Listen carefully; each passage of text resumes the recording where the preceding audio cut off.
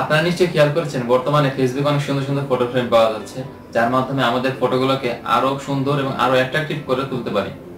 আপনি হয়তো ভাবতে পারেন এই ফ্রেমগুলো ফেসবুকে নিজের, কিন্তু না, এই ফ্রেমগুলো আপনার আমার মতো ফেসবুক ইউজারদেরই তৈরি।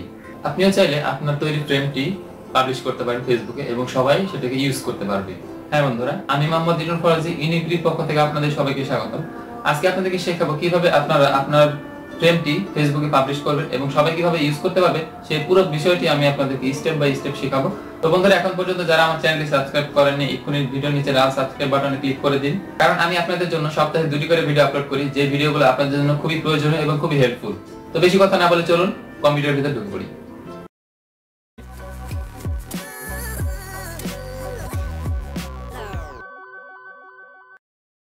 তো প্রথমে আপনারা ফটোশপে যাবেন, ফটোশপে একটি নিউ পেজ ওপেন করবেন, সেটার ডাইমেনশন দেবেন, উইডথ হবে 320 পিক্সেল এবং হাই হবে 240 পিক্সেল। তারপর আপনারা ফ্রেম বানানোর জন্য একটি পিকচার নিয়ে আসুন, অথবা যেরকম আপনারা ডিজাইন করতে চান করুন। আমি আপনাদেরকে দেখানোর জন্য শুধুমাত্র নর্মালি একটি পিকচার নিয়ে আসলাম। পিকচারটাকে আমি রিসাইজ করে নিচ্ছি।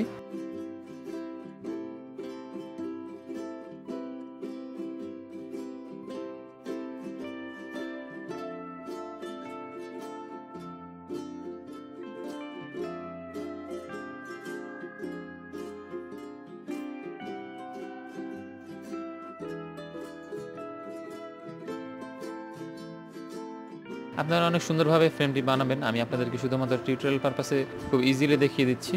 আমরা এটার সাদা ব্যাকগ্রাউন্ডটাকে ডিলিট করে দিলাম ম্যাজিক টুল দিয়ে।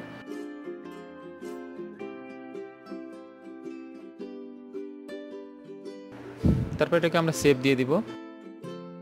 অবশ্যই আপনারা এটাকে সেভ দিবেন পিএনজি ফরম্যাটে, পিএনজি ফরম্যাট ছাড়া হবে না।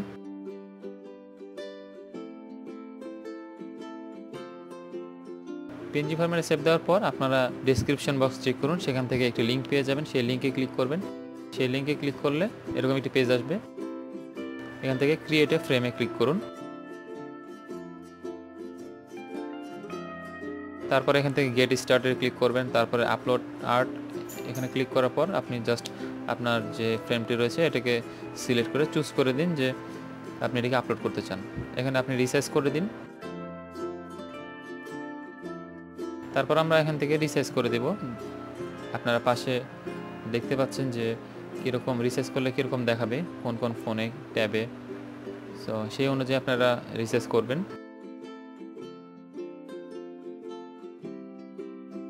এটাকে আরেকটু ওপরে উঠায় দেই।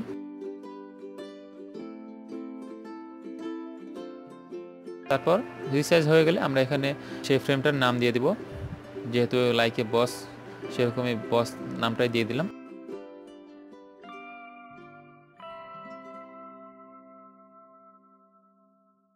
এখান থেকে কিওয়ার্ডস দিয়ে দিবেন, যে মানুষ কি নামে এটাকে সার্চ করতে পারে সেরকম কিওয়ার্ডসগুলো দিবেন। আমি জাস্ট আমার চ্যানেলের নামটা দিলাম ইউনিক আর বস লিখে দিলাম, তারপর সাবমিট করে দিলাম।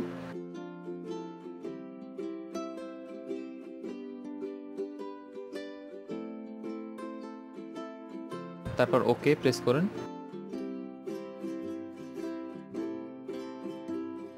সাবমিট করে দেওয়ার পর দেখুন এখানে লেখা আছে যে এটা রিভিউ হবে এবং রিভিউ টাইম লাগবে 1 থেকে 3 দিন। এই 3 দিনের মধ্যে আপনার এই ফ্রেমটি অবশ্যই অ্যাক্টিভ হয়ে যাবে। এখানে দেখতে পাচ্ছেন আপনারা আপনার ফ্রেমটি অ্যাক্টিভ হয়ে গেলে কীরকম দেখাবে।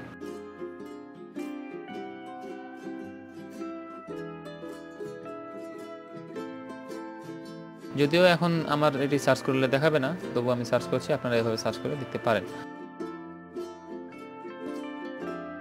এটা যখন পাবলিশ হয়ে যাবে তখন আপনারা সার্চ করেই আপনাদের কাঙ্ক্ষিত যেই ফ্রেমটা রয়েছে সেটা আপনারা পেয়ে যাবেন। আশা করি ভিডিওটি আপনাদের ভালো লেগেছে। যদি ভালো লাগে অবশ্যই একটি লাইক দিয়ে দেবেন, কমেন্ট করে জানাবেন আপনাদের মতামত, আর অবশ্যই শেয়ার করবেন বন্ধুদের সাথে।